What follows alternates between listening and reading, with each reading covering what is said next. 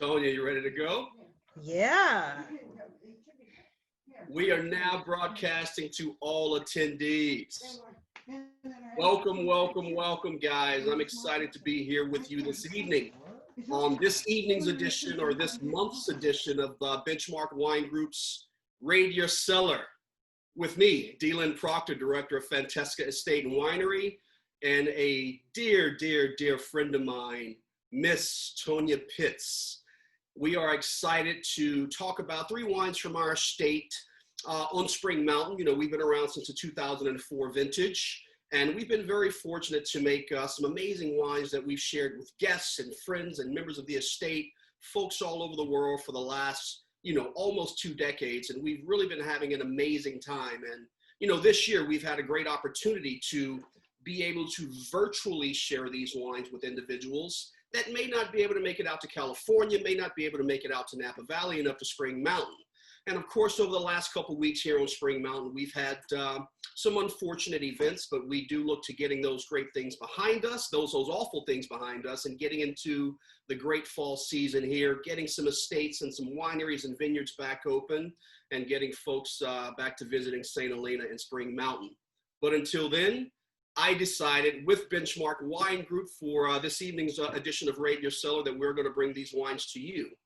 And again, as I mentioned earlier, I'm so happy to have Miss Tonya Pitts here on the screen with me to talk about these amazing wines and just really give her perspective on Fantesca, on Spring Mountain, on Napa Cab, on Russian River Pinot and Russian River Chardonnay. But I think the first thing that I should probably do is really set the stage for everybody who's chiming in and logging in as we speak. I see the numbers climbing, and we're fortunate for everyone who has registered. So Tonya, if you don't mind, I'm going to take about 4 minutes if I can to give a little bit of a preamble into who we are at Fantesca before we jump into the Chardonnay from Russian River, then the Pinot Noir from Russian River, and finally our How Mountain Cabernet blend, of course, that, the backbone is Cabernet Sauvignon that we kiss with a little bit of a Petit Verdot and Cabernet Franc. But let's set the stage for Fantesca first. Now, what is Fantesca? Who is Fantesca? As early as 1545, there was an amazing comedy troupe or a group of 6 by the name of the Commedia dell'arte.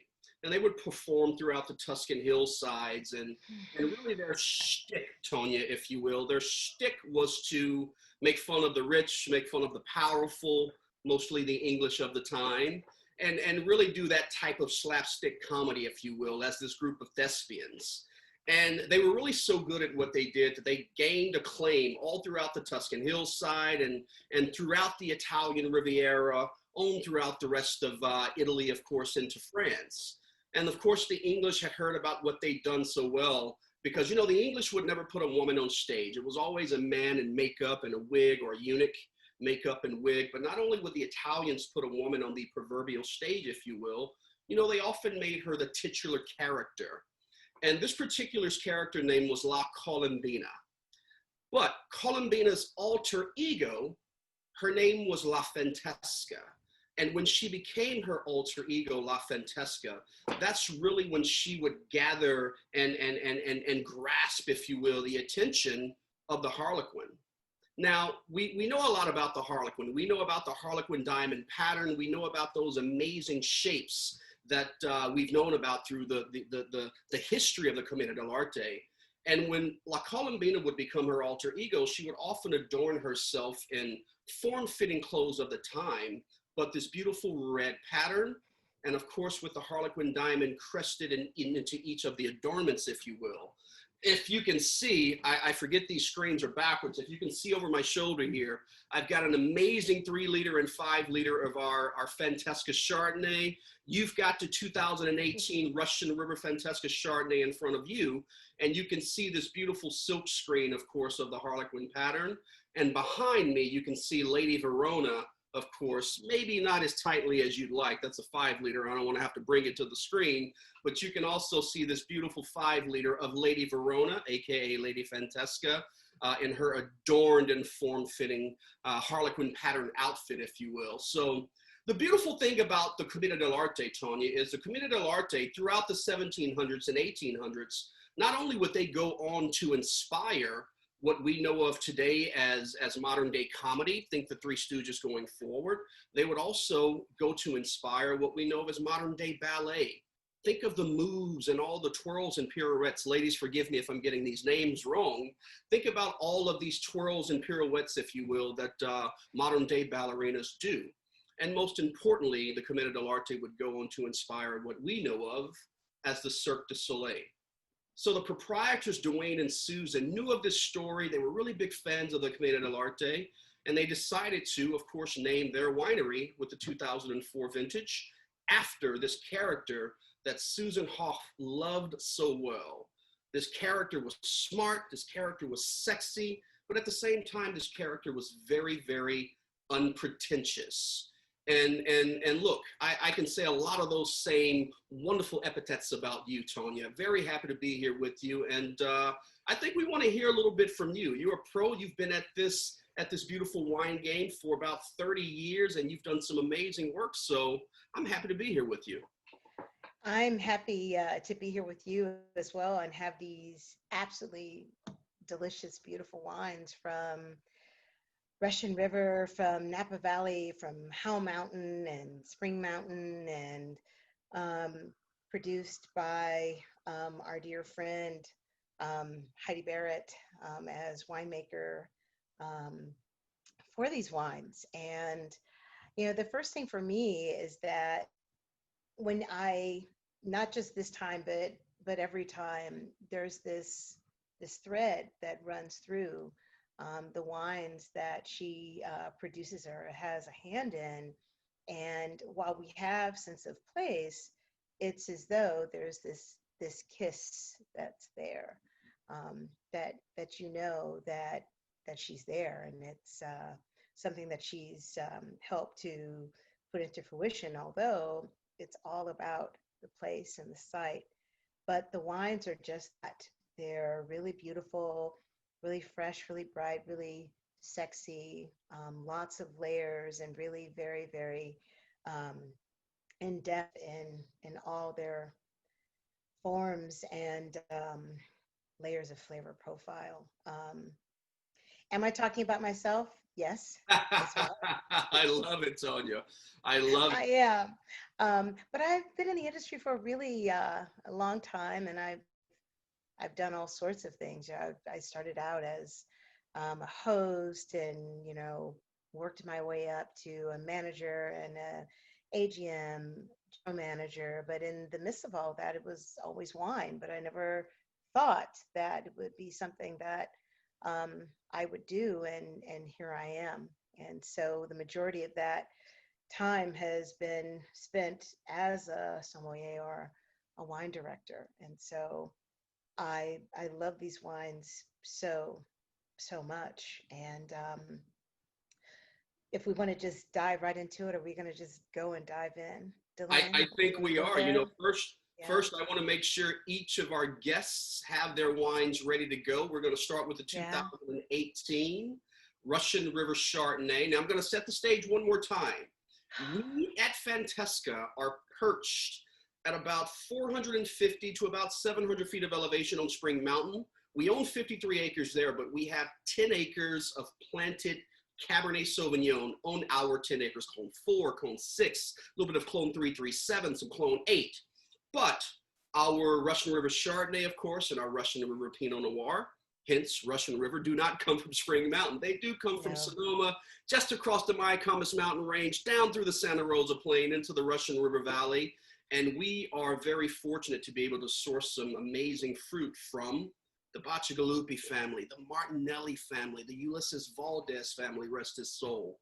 We're fortunate to be able to source fruit from these three amazing venerated families for, look, about 700 cases of our Chardonnay, about 650 to 700 cases of our Pinot Noir. So, we're not making a lot of wine here. We don't have a lot of wine going around. And yeah, the Chardonnay, it's you know, with the 2004 vintage, our very first vintage of Chardonnay, we had some amazing winemakers, Kirk and Nils Vingay, who were making these wines, you know, an amazing father-son combination. For those that know Nils, first 100-point score with the 1985 Groth, and his son Kirk has gone on to do amazing things in his father's shadow, if you will.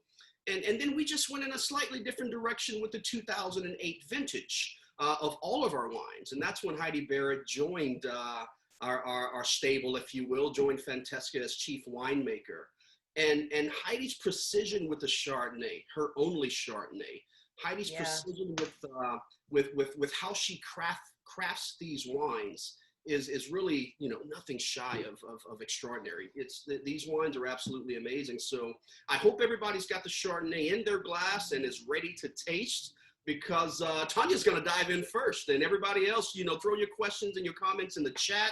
I've got the screen open right here, and I'm just excited to see some comments and have Tonya dive in. Then I'll get into a little bit of the technical detail of the wine. So I had the opportunity to spend some time with this particular vintage. For those that do follow me on Instagram and on Facebook and Twitter, sometimes I'll write and I'll post things, and sometimes I'll just put up music. And usually if I say, and I put up music and I say it's a night of writing, there's usually wine that's involved with that. And a couple of days ago, I posted some Alice Coltrane and some John Coltrane, and there we were, you know, and I spent a couple of hours with the wines, just letting the music flow and tasting the wines and writing my notes. And just the Chardonnay is really, really beautiful. And there's this sense of minerality and acid and fruit and spice profiles that are there. And it's as though you're wading in water and you're in the sea, and you are a piece of driftwood that's just buoyantly being graced in the water and just kind of floating alone, if you would. But just these beautiful hints of pineapple, a little bit of lychee fruit and pear and golden delicious apple that's firm but not too firm, but just enough that if you were to bite into those fruits and you get the essence of those fruits, if you would. And the spices that are there, it's not baking spice in the sense that it's been all ground and crushed up. You've just slightly ground it, and it's all the flavor profiles that would come through as you freshly grated something. And it's just a hint. And there's also a little bit of, there's lemon curd, but, you know, not so much that it makes you pucker, but the acid and the minerality that's there, it wets your palate and it gets you going that you just want another sip and you're ready to eat something as well.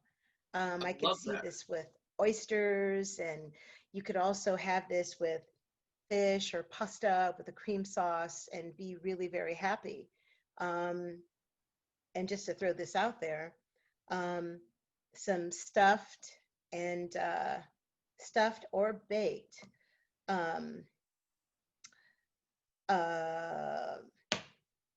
either some mackerel or sardines, you know.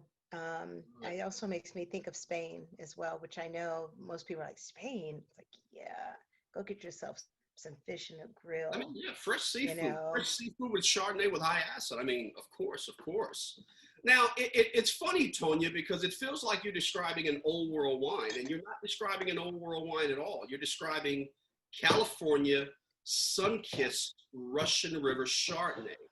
And I say that purposely because, you know, the beautiful thing about our Chardonnay is, look, we're not trying to be white Berg. Everybody likes to, you know, give a little bit of a chapeau to Burgundy, and you should. We all should. They've been doing it for, you know, 6,000 to 8,000 years.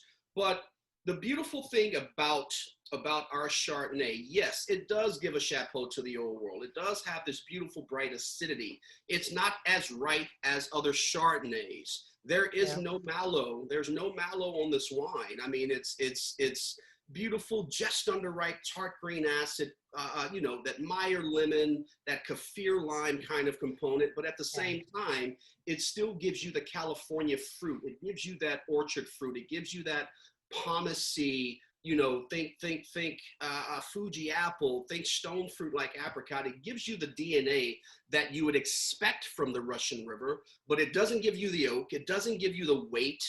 We have a little bit of Lee stirring in there just to give you some of that crunch, that almost Camembert Brie type of Epoisse type of crunch. And that's just from Lee stirring. And it's only got about 20% new oak. So 1 in every 5 barrels is a new oak barrel. So we're doing things in a minimalist approach, you know, subtle, and we want to retain freshness, great acidity. We don't want to hit you with weight. We don't want to hit you with alcohol. We don't want to hit you with power and butter. Not that anyone that does that is doing a bad thing. That's just their style. For us, our style is light, crisp, fresh, and airy, and something that Heidi can make that will still last each and every one of you. If you have a case or a 6-pack or hell 5 cases, you know, this wine will drink 15, 20, 25 years. That's the beautiful thing about our Chardonnay. And we don't make a lot of it, but again, we're talking about 650 cases. But, you know, I think people don't realize that California Chardonnays and California wines, you can drink them now, or you can put them away safely in the cellar and, you know, and wait. Yes. But it's difficult. You know, I usually buy a case and pull a bottle out once a year, once every year and a half, 2 years, just to see what's happening. But I like to call that California sunshine. It's kissed with California sunshine. You know, it is really, really what it is. But, you know, Chardonnay is always delicious. And as you said, it just depends upon the house style. But the house style is also the style of that particular vineyard as well, and where it comes from, the terroir as well. And as we love Russian River, there's so many faces to Russian River. And if you've ever been in Russian River first thing in the morning, it's socked in, it's foggy, you know, it's blistery, you know, cold, it's cool, and it burns off, the fog does. It becomes, you know, a little warm or warmer in other spots, but then that cool breeze comes back in again. But everything's allowed to thrive and to grow and to show itself wherever it is. And this is very much that. We're so lucky to have this. You're absolutely right. And, you know, I think a couple of more people have joined Tonya over the last few moments. And you were literally just giving us, you were expounding upon some great dishes that you really, really loved. And I think Carrie may want to know maybe what your favorite dish is that you'd pair with the Chardonnay. And of course, Philippe Andre is chiming in as well. But what do you think your favorite dish would be with this Chard?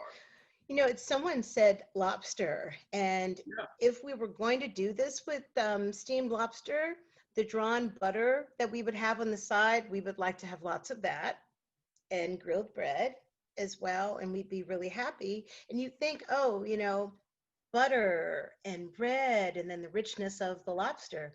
But actually, there would be much more mineral notes that would come through with the wine. Then it would still be rich, but it would cut through all that richness, even still being a California Chardonnay, because of the style of the wine and what we love so much. You know, you can have this as a sipper, or you can pair it with food.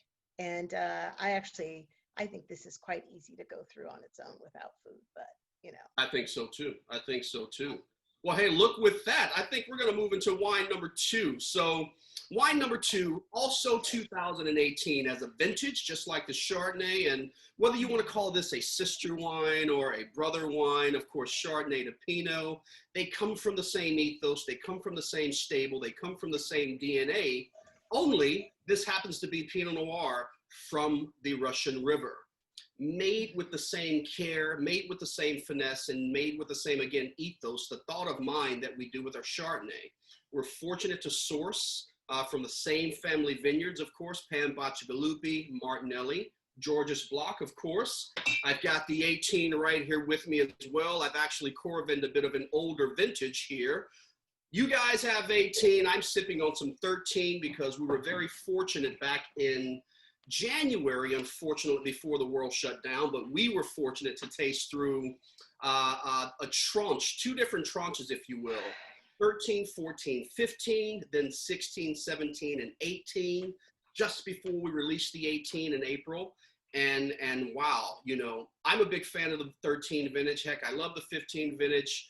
16 had its doubts, but 16 ended up being an amazing vintage. Then 17, and we were all excited for the 18. And I'm sipping on some 13 right here, which I'm just about out of. I had to tap the rest of that bottle out because I'd been corventing it for a bit. But yeah, King Richard's Reserve. It's another one of our wines in the Burgundy collection, if you will, that we only make about 650 to 700 cases of. So there's just not a lot of it. And a lot of you might not know. You're like, wow, Fantesca, Heidi Barrett makes these wines. Well, look, out of respect for Heidi Barrett's father, Richard Peterson, and out of respect for Bo Barrett, she doesn't make Pinot Noir. So who makes our Pinot Noir? Well, none other than Tonya Pitts, who Heidi handpicked with the 2009 vintage. Heidi Barrett joined us in 2008 after an illustrious career, Screaming Eagle, and every other great property that she worked at. Of course, and in 2008, she joined Fantesca as our chief winemaker. She handpicked a gentleman by the name of Tonya Pitts with the 2009 vintage to help her and assist her, of course. He is the associate winemaker at Fantesca, but she really wanted him to hone in and focus his skills on Pinot Noir. And Pinot Noir is a great variety that Tonya Pitts loves. He's our associate winemaker, but he makes his own Pinot Noir, he makes his own Cabernet, as well as he's cranking out amazing 100-point wines at Cap Shandy, Mr. Tonya Pitts. So we're fortunate to have him on the 09 vintage. And, you know, with Tony, again, tasting through the 13, 14, and 15 tranche, and then the 16, 17, and 18 tranche, you know, in Tony's words, these are not DLynn's words, in Tony's words, he's like, I've always loved the fruit that I get from George Martinelli, the Martinelli family. You know, they're 5-generation family. We've always loved the Pinot Noir that we get from just, you know, 20 meters away from the famous Paris block that, of course, Mike Gergich went on to make that 73 Montelena Chardonnay that won the Judgment of Paris, of course. That Paris block is Chardonnay, but 20 meters away, we're getting Pinot Noir from them, from Pan Bacigalupi and family, as well as Ulysses Valdez. Tonya Pitts has continued to say how well his winemaking style has evolved with our Pinot Noir. And the 18 is nothing different. The wine is absolutely incredible. And I personally think the vintages that Heidi and Tony craft, Tonya, get better and better and better. What do you think about this 18 King Richard Reserve? So I was able to have some 17 and some 18 as well. And so when I think of those vintages and then past vintages, it starts out as this really full, illustrious, if you would, Pinot Noir, but you still know that it's Pinot Noir that's in your glass. There's these notes of cranapple and pomegranate with a little bit of the pith as well. Fresh wild raspberries, fresh wild strawberry. Those strawberries are dark strawberries. They're not red strawberries. They're dark strawberries. And they're not macerated, you know, they're not all shriveled. They're full, they're ripe, but there's still some underripe quality that's there. There's some dry brush. Yeah, and there's acid. And that is what brings everything all together. And as the wine ages, you still have that fruit, but there are all these layers that are there. And those layers just become much farther apart. And the wine has a super long finish to begin with, but it just gets even longer with age. Just Absolutely. really, really, really beautiful wines. I think when people think of Russian River, they sometimes think of these really kind of big strawberry, bodacious um, wines that just really fill the palate, that have more fruit than not. And there's some styles that are that way. It depends where the wine's coming from within the valley. Mm-hmm. But you definitely know that you've got warm and cool climate that's coming through within this wine. Absolutely, you do. And what we call slow and sexy. Slow and sexy. Yes, indeed. And hey guys, just again, if you're joining, we're coming live at you on this month's, tonight's edition of Raid Your Cellar with Benchmark Wine Group and myself, DLynn Proctor, of course, Director of Fantesca Estate Winery, with Miss Tonya Pitts. Now, I think I've got another comment here in the chat room saying, I'm waiting on my Fantesca allocation to ship. Well, yes, it's 100 degrees today, so we are not shipping today, yesterday, Monday, this week, next week. We're going to wait for this to temper out just a little bit, and we're going to get all of our amazing collectors and friends and family of Fantesca their wines. Benchmark is going to do the same, because I know folks will be ordering from Benchmark as well. So we're just going to wait a few days because it is blazing hot right now, and even overnight with ice packs, I mean, it's warm. So give us a few weeks, give Fantesca, give Benchmark, give us a few weeks, let it cool off a bit, and we'll get some wine to you before Thanksgiving, of course, once it tempers out a little bit. So now I think everybody on the call should know a little bit about King Richard. Why is this particular wine, King Richard's Reserve, why does it have this beautiful, this is the 18 vintage, I was sipping the 13. Why does this particular wine have a wax cap? It actually is the only wine in the Fantesca collection that has a wax cap, if you will. Now, the story goes, there was a particular gentleman in the St. Paul, Minneapolis area who had 4 stores by the name of the Sound of Music. These stores were very successful. He sold sheet music and drumsticks and guitars and just all these amazing, all this amazing equipment for musicians that they would daily use. And of course, there was a gentleman that we all know, a young gentleman at that time, a teenager, and then a young adult by the name of Prince, who would buy all of his guitars and drumsticks and music from the Sound of Music, of course. And really, as the sound and music evolved to kind of catch up with the times and get ahead of the times, they had guitars and sheet music, but it was time to maybe bring in appliances and refrigerators and stoves and ovens and things like that. And the name Sound of Music didn't really fit anymore. So a young, brilliant marketer and daughter of Richard Schultz, the founder of the Sound of Music, suggested to her father, you know what, how about we put the prices on yellow tags, and maybe we write on those yellow tags so that they will garner attention for the folks that would walk into the store. We're selling more things now. People aren't really used to what they're seeing in the store. They're just used to music stuff, but now we're selling all of this. How about we write the best buy on each of these items that we really want to talk about and really want to promote? And Susan, in her brilliance, Susan Schultz at the time, in her brilliance, she designed the label, she designed this logo, these tags. And of course, as the story would have it, it goes from, 4 stores by the name of the Sound of Music to 1 store by the name of Best Buy. 1 store becomes 5, 5 becomes 25, 25 become 50, then they become a Fortune 100 company. And pretty much the rest is history. Susan and her father, Richard Schultz, now Susan Hoff. Susan's been married to Dwayne Hoff, had 33 years now, just a couple months ago in January. So they've been rocking it for a very, very long time, doing amazing things, of course. And as I mentioned, we founded Fantesca with the 2004 vintage. Even though we do have some 02 and 03 in barrel, we officially kicked off our vintage with the 04, commercially releasing our wines. Now, I say commercially releasing like we make millions of cases. No, we only make about 3,500 cases all day across 4 wines. But yeah, just an amazing story with those 2. Susan and Dwayne have done such an amazing job. They did an amazing job at Best Buy. They've done an amazing job at Fantesca. And, as they're in their first, Tonya, this is the funny part, as they're in their first couple vintages, right? 04, 05, 06. only making Chardonnay and only making Cabernet. These are our bookend wines. Right. You know, Dwayne goes through and he's like, hey, I want to see who's, you know, what the run rate looks like. What does the P mix look like? Who's buying what? Is Minnesota buying the most? Is Texas buying the most? Florida, California? Who is it? Who's buying the most wine? And of course, the story goes, you know, Dwayne kind of hits the sort button on Excel. Dwayne will always say he's not that good at Excel, but he really is.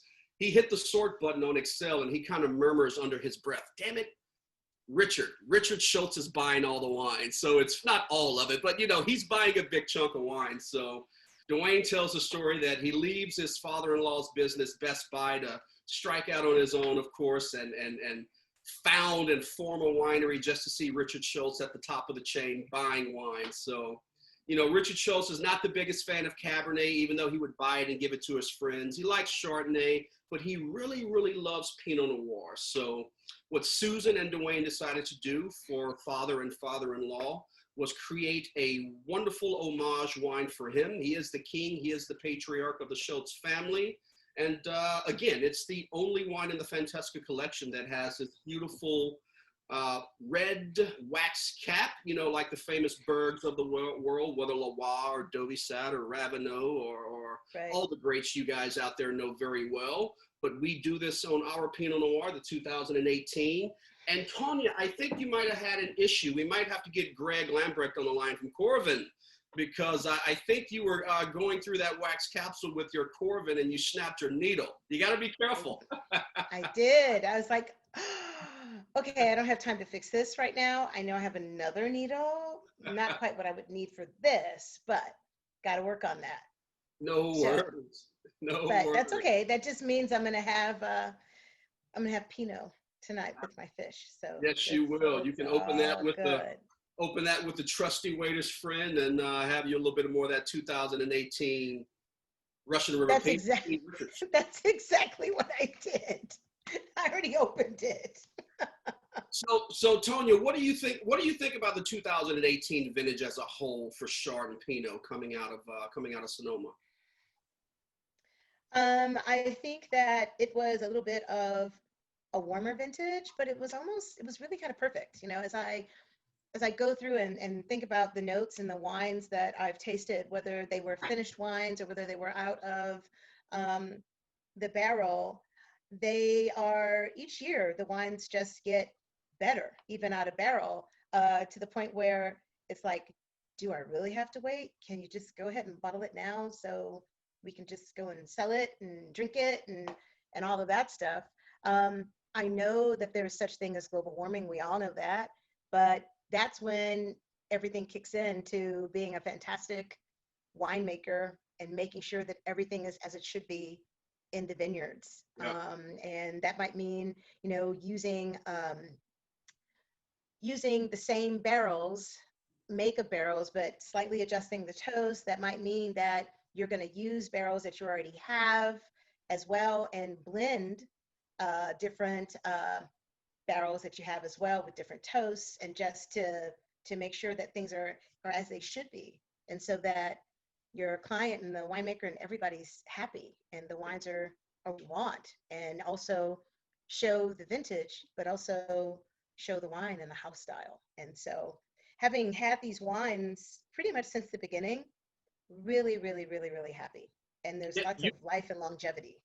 You guys have been long-time supporters at One Market, and you know we appreciate that. So I know you've always supported Heidi. You've always supported her great and amazing projects, and Fantesca and the Hoffs and myself. And look, I remember you and I and an amazing group of sommeliers, Haley Gilmore. Now, you know, we had a beautiful pinfold dinner at the French Laundry, and oh my gosh, you've been supporting for a long time. So we thank you. Yeah, that was a lot of fun. That was a lot of fun. A lot of fun. Many moons ago. It doesn't seem like it. Do you know, a photo popped up in my Facebook memories a couple of months ago, and I was like, how did that get on Facebook? I don't remember posting that. I love it. Yeah. It was all of us. And just so all of you amazing guests will know, you know, this is, of course, I've got the month of October into November. So I officially have October 15 to November 15 doing this wonderful Raid Your Cellar partnership. And, you know, for the month of November, King Richard's Reserve Pinot Noir is going to go out to the Private Wine Club with Benchmark Wine Group. But we've got another amazing sommelier coming through in November, but Tonya is going to be live with you for the month of December. So Yeah. just get ready for more expertise from her and great anecdotes and great stories. And yeah, you guys are going to have a lot of great fun, hopefully with me. Hopefully we have a good time. I think you will. But yeah, get ready for Tonya to kick it off a couple months from now as she takes us into Christmas and the New Year. So yeah. Oh, yeah. I can't And, wait you know, for December either. so, because as everyone knows, I love everything and I drink everything, but champagne is my water. Hey, I know it. I know So it. if there's an inclination anywhere for anyone, get ready. Hey, so guess what, Tonya? We have been at Fantesca. Okay, I forget this is recording. This is going to be on IGTV. Oh, it's going to be everywhere. I don't want to say too much, but no, we're just having fun chats about it. But let's just say we often have discussions at Fantesca of acquiring something that happens to sparkle, but it happens to sparkle around Epernay and or Ram. So we'll see. We'll see. We don't know. We'll see. But we have those fun conversations often.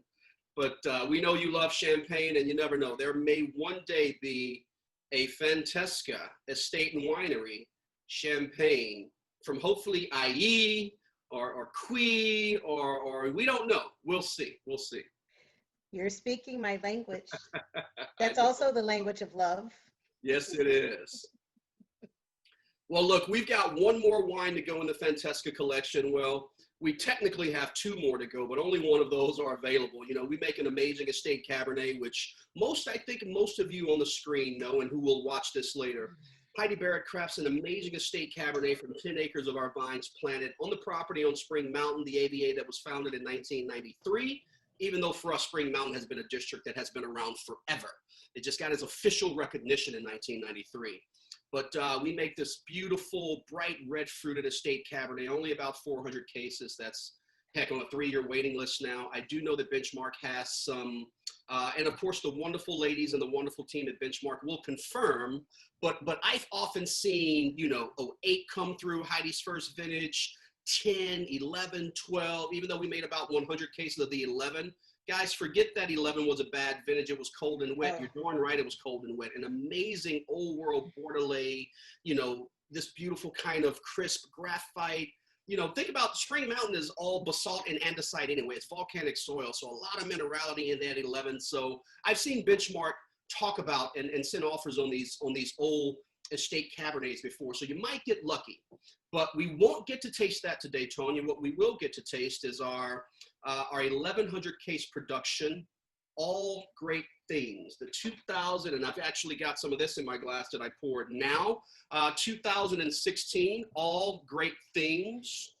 Justice 2. So the reason this is Roman numeral 2, because Heidi's first vintage with us was 2008.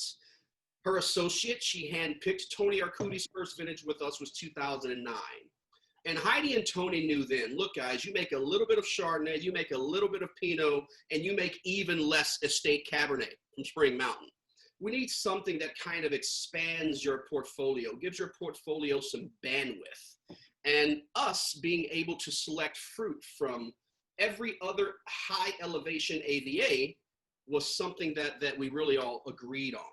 Of course, we're located on Spring Mountain, so in the all great things, Tonya, we don't want any of the fruit to come from Spring Mountain because we have the estate Cabernet for that. But right. In any vintage, this high elevation Cabernet Franc, Petit Verdot, and in some vintages Merlot can be from Diamond Mountain, it can be from Mount Veeder, it can be from Atlas Peak. Of course, the backbone will always be Howell, but it needs to have high elevation. It needs to have these sites and these characteristics that Heidi Barrett and Tony Arcuti are looking for. So to talk a little bit more about the name, all great things are simple.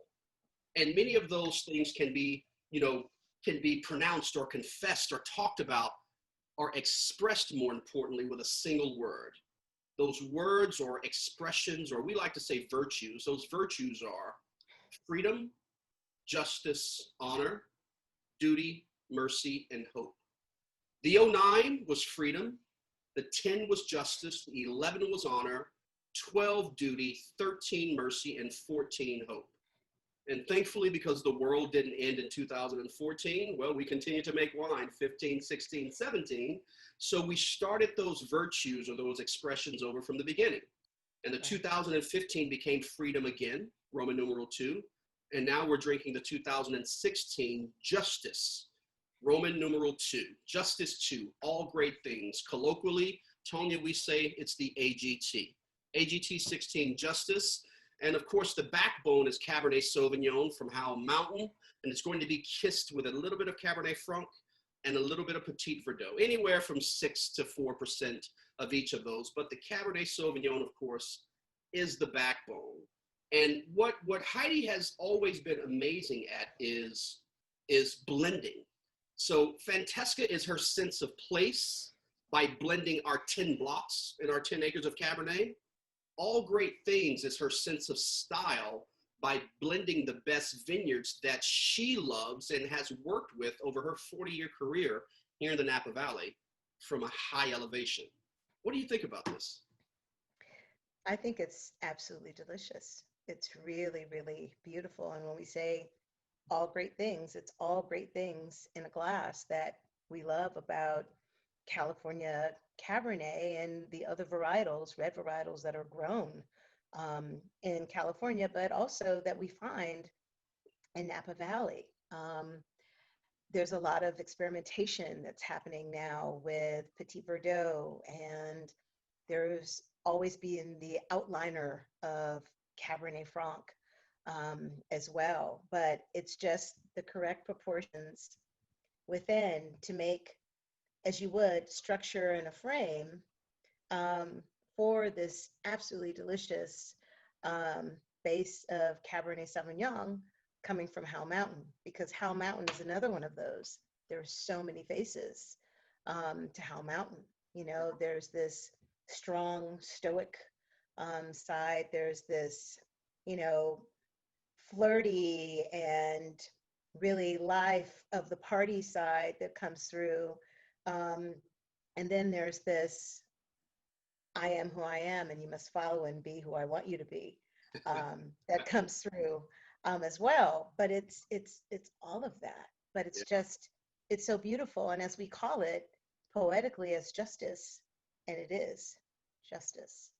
There's Indeed. so much that's here. And if I'm going to circle back to music, and when I tasted through on this one again a couple of nights ago, again, this was the Coltrane, Alice and John Coltrane night. And I think by the time I got to this, I was knee deep in Naima and Love Supreme. And so that's that on that, you know, which is a long tune, but there's so much emotion that comes there. And that's what we have that's in our glass. It's just really sultry and dark berries and ripe berries and slivers of chocolate and graphite, but there's this just lovely lift of fruit that's there, which was also 16 was just,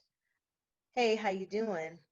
Come on, come with me. 16 was, you know, and it's definitely, you know, 16. But when you think about 11, and I'm with you on that one, I loved 11. And when I saw, I would tell people, just buy 11, tuck it away in your cellar and forget about it and come back to it in a couple of years and you'll be so happy and you will thank me.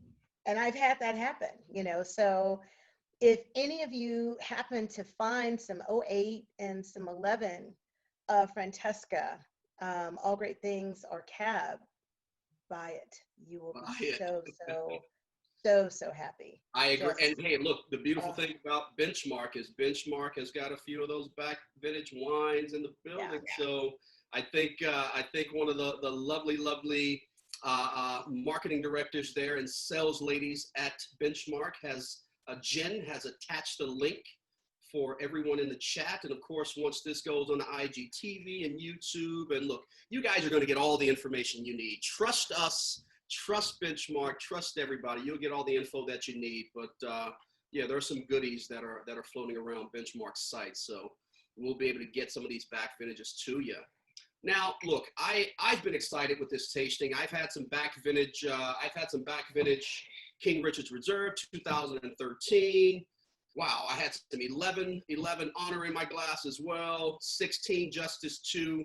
I think right now, Tonya, is probably a good time as we not close this out, but as we kind of get to the end of our segment, you know, maybe we field some questions from the amazing kind of chat room here. You know, we've got some amazing folks on the call, and you know, it's time for you guys and gals and guys to chime in and throw some questions at us.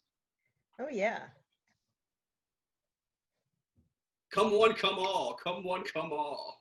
Come on, because I know you're there. I see you. I see some Yes, of you. yes, yes. But I'm going to keep sipping this older King Richard's. Oh, me too. You know, and I was thinking there's there's mulberry that's in All Great Things, and blueberry. Yeah, the All Great Things wine for us is such a special wine. Like I said, it gives our portfolio, our collection of wines, a little bit of bandwidth, of course, because we don't make a lot of wine. But with 1,100 cases and some vintages 1,300 cases of this, when everything else is like 600 or 400, this is a wine that when we really talk about vintages and we really dive into, it's amazing to see how the 11 is this almost like Pauillac, a Grave style wine, a bunch of gravel and pencil shaving and kind of whetstone river rock granite. Then you move into the 2012 All Great Things, which is Duty, and it's got this very tightly wound potpourri of aromatics, because 12 for me, especially at elevation here in Napa, think of the great wines from Philip Tonya and others, those wines in 2012 were very, very aromatic, and the Fantesca All Great Things was nothing different. The 13 All Great Things, which is Mercy, was this tannic, tightly wound, not yet ready to go, black fruited, you know, wine that showed no mercy at all, the 2013 Mercy. It was a big boy. Then, Tony, we get to the 2014 Hope. The Hope, and you can say this about a lot of 14 Cabernets, especially 14 Cabernets from elevation. Yeah. The 14 Hope was this approachable, ripe fruited. Now, ripe, I don't mean residual sugar, high alcohol, nothing like that. But it was this approachable, ripe fruited, you know, red and black and blue fruit kind of vintage, the 2014, and everybody really loved the Hope. And then the 15 rolled around, and the 15 reminded a lot of folks, which is Freedom 2. And I think a young lady in the chat, Melanie, also loved the 2015 Freedom 2. The 2015 Freedom 2 really reminded people of like the 12. It was aromatic, but it had as much acid and as much tannin as an 11 and a 13 would, acid and tannin respectively. So the 15 was just this pretty wine. And then we got blessed with the 16, which, you know, is a great vintage here in Napa all around, and that high elevation, black fruited Howell mountainside really shows through on the 16. So we're excited to see what 17 does. The 16 is the leader of the pack. Yeah. You know, to think about 17, when I tasted 17s out of barrel, and I loved 16s as well, 17s were very reminiscent to me of 15s and 09. Oh, 09. And so just really spectacular and really beautiful as well. So when we start getting into 17, everybody get ready. So yes, I call those are starlight ones. Yes, they are. Because they're just so bright, you know, starlight. But well, hey, I think we have a question for Melanie. Let me fill that question here. Hey, Melanie. I think she's coming on screen. Mel. Awesome. So I totally would have done my hair and makeup if I'd known I was going to show up on the screen. But I have a 2015 Freedom No. 2 All Great Things Oven, which is amazing. And I have the 16, but it's still sitting in my cellar. Sorry. Hey. But what is your favorite of the All Great Things over the course of the years I've done it? and also a little bit why. Tonya, you first, and then I'll go. So I am, I love all wine and I love to study wine. So I will start out tasting wine as it is currently and build upon that. And so I will always go back as well in time and taste older vintages as well. And so I tend to like mature wines as well. And so for me, I call this the Rolodex, and I do Mhm. this because that's what my wine memories are for me in my head.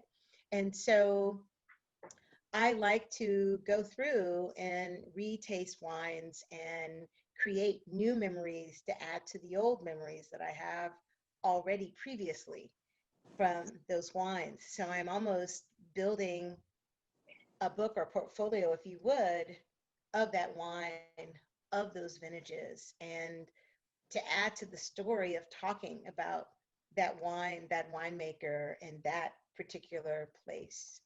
And that's why. So my favorite, my favorite vintage would probably be 10 of All Great Things, because it was all encompassing to me of '06, '08, and '09, which were not huge vintages at all. They were smaller vintages, but it took everything from those vintages that was lovely and memorable that I loved and encased it all together as one. And that is why I love that vintage.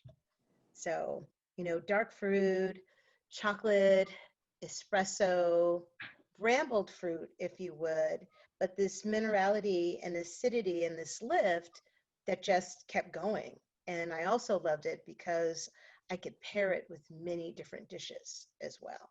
So I'm always thinking about pairing food whenever I'm tasting wine. It's kind of a occupational hazard. Um, that's kind of what I do. And whether I tell it to someone or not, it's always in my head. I'm always thinking that way. But that's exactly what that is for me. And hey, Melanie, it just so happens that 10 vintage that Tonya is talking about of AGT is also Justice. It's the first Justice. Oh, wow. Oh, that's fun. There you go. There you go. And now we've got the 16 Justice in front of us, rendition number 2, the second installment. And look, to answer that question for me, I said it probably at the beginning of this segment, this third segment on wine number 3, which is the AGT. It's the 11 for me, the All Great Things 2011 Honor. Again, 9 was Freedom, 10 was Justice, 11 was Honor. You know, 11 gets, well, I'm beating a dead horse at this point. 11 gets this rap that we all too well know about.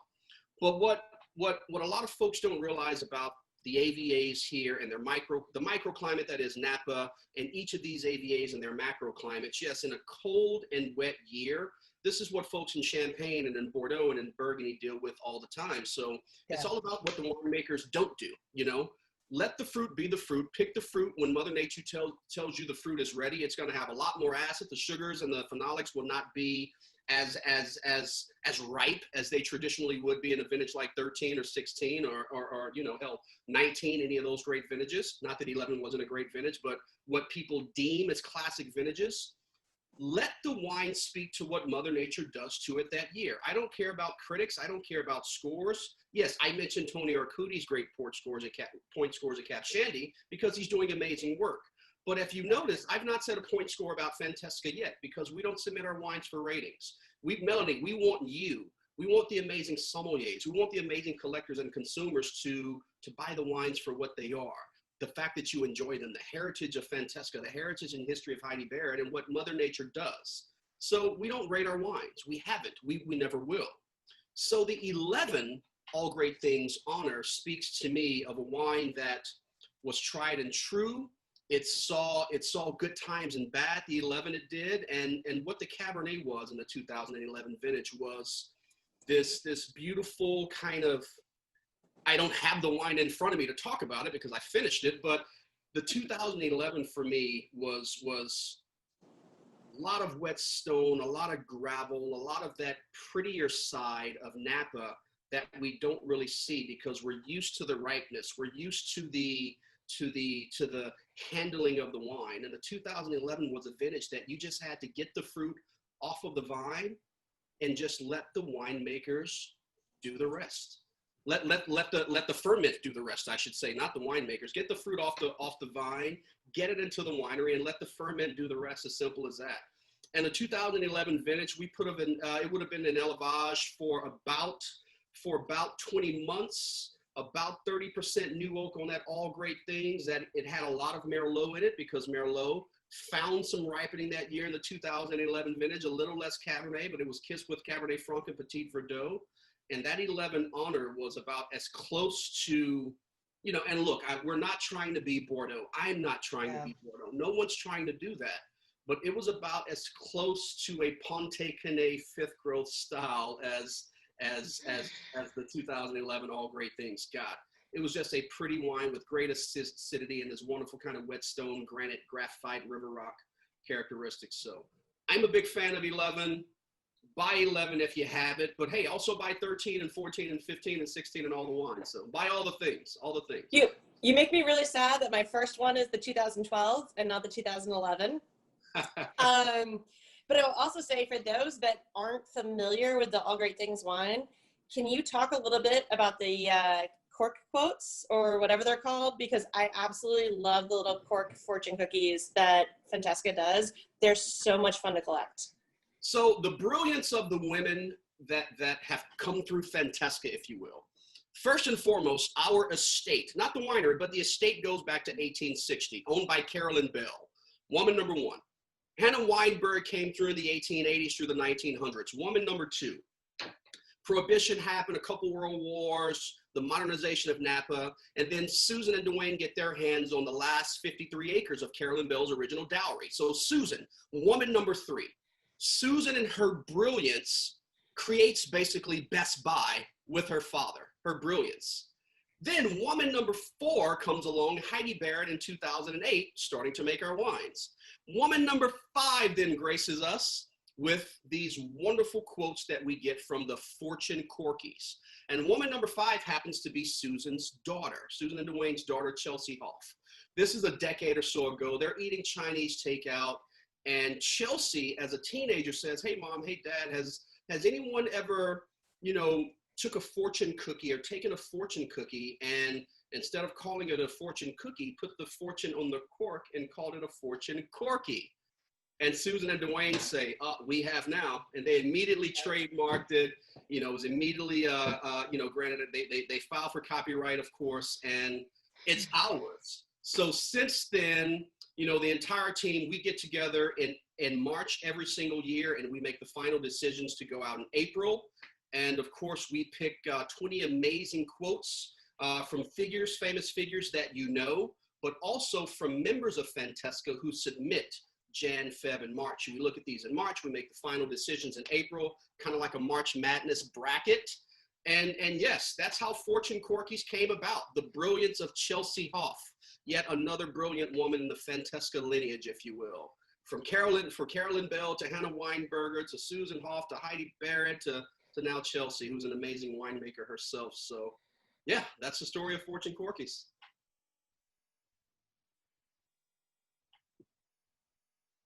Well, hey, guys and gals, I think we have just hit 1 hour. We thank you. I thank you. Miss Tonya Pitts thanks you. We thank you for joining the DLynn and Fantesca edition of Benchmark Wine Group's Raid Your Cellar series. This is my month from October 15 to November 15. Then we've got Dougie coming up from November 15 to December 15. These dates might be a little bit around that time, of course. And then we've got Miss Tonya Pitts right back at you. And I think she's gonna have a lot of amazing chats, but she might have her boy Philippe Andre on, of course. Oh yeah. On a couple of chats or a couple of things. I don't know what you guys are doing, but I know it's you know, look out, because it's gonna be I'm gonna chime in. Philippe Andre and surprise, surprise, our folks from United Sommelier Foundation are going to be on with us as well. And so talk about March Madness. It's going to be a lot of fun. So Well, it's come gonna be this and, year. oh, wow. So, all things fun and fabulous and festive. So, Yes, and it's indeed. all festive. Well, hey guys, thanks very much for joining. Much love, and of course, freedom, justice, honor, duty, mercy, and hope to all. Always. Now, Thanks so much for joining us. Bye. thanks, Miss Tonya. Thank you for having